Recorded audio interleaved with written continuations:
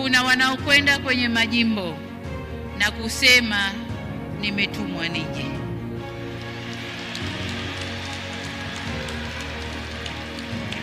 Lakini kwa upande mwingine kuna mtu akienda kwenye jimbo walioko wanasema katumwa aje. Nataka niwaambie, si mimi, si rais wa Zanzibar, hatutatuma watu kuja majimboni.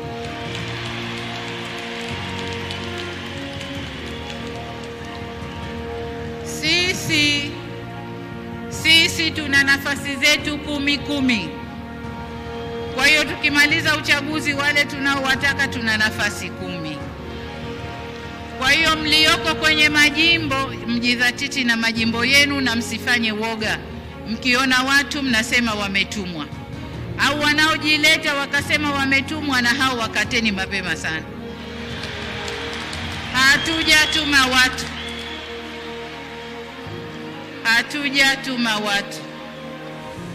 Huu ni uwanja uwazi, CCM oye!